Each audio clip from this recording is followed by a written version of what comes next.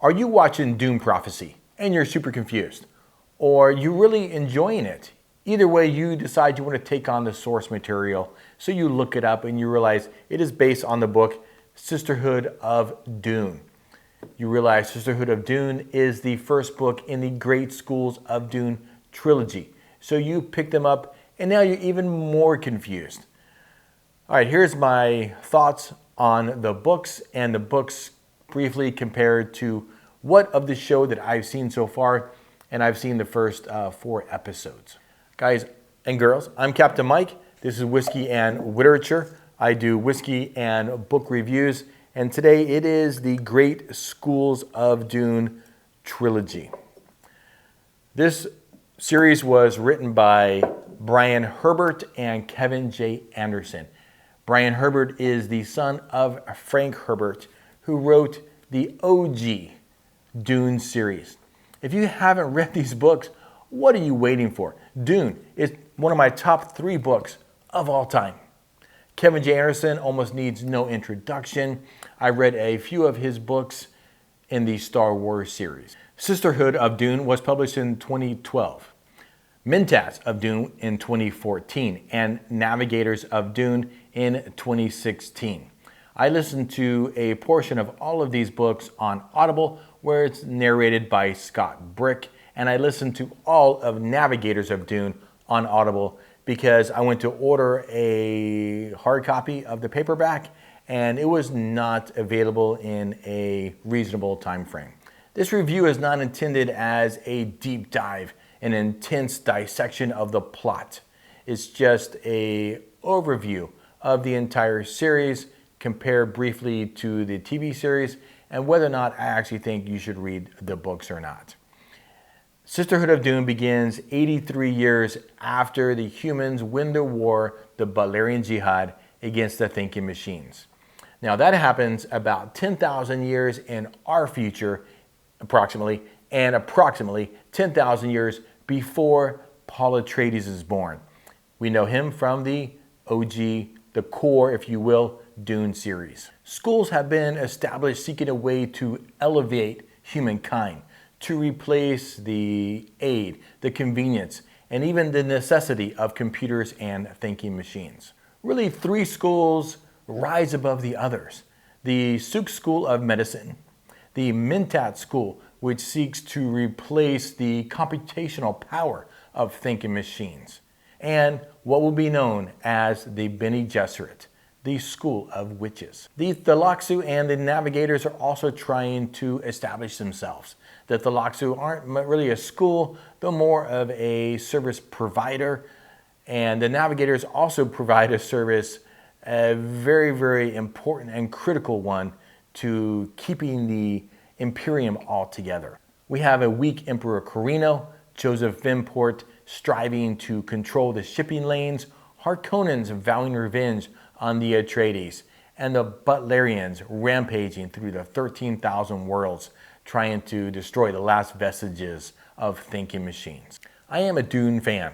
I read the core series when I was in high school, and I get those legions of fans who say we should only read Frank Herbert's core series. And I am not one of them. I think expanding the universe is great. Backfilling the story, awesome. More Dune. Now, I haven't read all of the prequels. I have read 3 of the other trilogies that are out there. The Great Schools of Dune trilogy, it's pretty convoluted. There are a lot of moving parts. Honestly, I didn't like most of the characters, which kind of makes sense. Ordinary people, ordinary likable people do not shape the universe. I did think it was great to glimpse the beginnings of the great houses and the entities that shaped the world that Frank created. And as a Star Wars fan, it's nice to see more of the world that helped shape the world of Star Wars.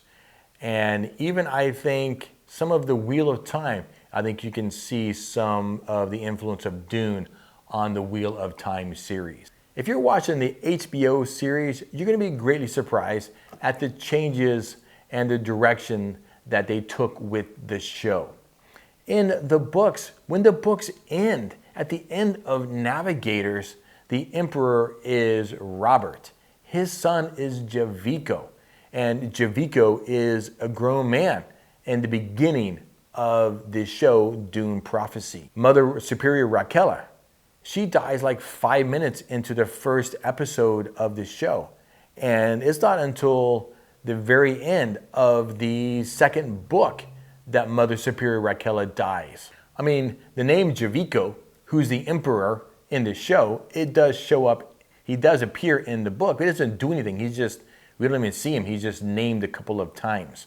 I think, from my reading, I think he's just a kid. It doesn't say about how old he is, but it's very clear that Dune Prophecy begins at least a couple of decades, from my view, after the trilogy Great Schools of Dune ends. So it's not like, say, Game of Thrones or Wheel of Time, which are based on the books in the same concurrent time frame, and they just take some liberties with the shows from the books. The show Dune Prophecy, while based in the same world as Great Schools of Dune, it comes after. So be aware of that. Now they do some flashbacks starting in episode 3, which kind of backfills some of the story, which does take place, but the main story that you're watching is definitely after the 3 books. And again, the reason I only have 2 of the 3 books is I just listen 100% to the last book. That's why you're wondering why I only have 2 books.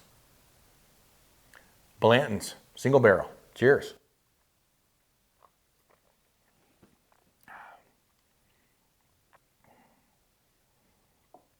I'm going to say this about the books, and it pains me to say this.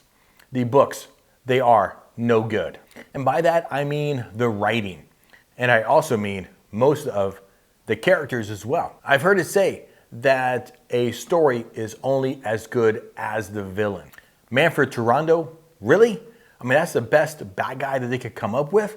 I can't tell you how bad a bad guy he is. And I don't mean bad as in he's bad. I mean he's bad as in he's an awful bad guy. If Joseph Vimport is a bad guy, he's a better bad guy than Manfred Turando. But Manfred Turando is a terrible bad guy in the books. I wish he was gone in the very first book, and he's not. He's the leader of the Butlerian movement, which is an anti-technology. And in this show, we have Desmond Hart. I think he takes the bad guy role, and he's a better bad guy than Manfred Turando in the books is. I didn't feel like the prose flowed very well in the book. It's really repetitive. I felt like it just kept saying the same things over and over again. It's like, why am I reading this again? I just read that a couple chapters earlier. And the characters. I like, again, almost none of the characters, not just the bad guys. So honestly, unless you really have a compelling reason to read these books, I cannot recommend them. I mean, if you're a hardcore Dune fan, maybe you need to read them. But I'll tell you right now, I think you're going to be disappointed when you read this series. And like I said, I read 2 of these other trilogies, but it's been quite a while. And I don't remember them being so awful. And if you have read these books and you enjoy the Great Schools of Dune trilogy, I would love to know why, because I just don't get it. So I say, if you are just a casual science fiction fan, pick up the core Dune series and read that and be done with it. That's my opinion. All right, guys, that was a little harsh. I don't mean to be. I love to read. I love Dune. I just felt like these books were just overall awful.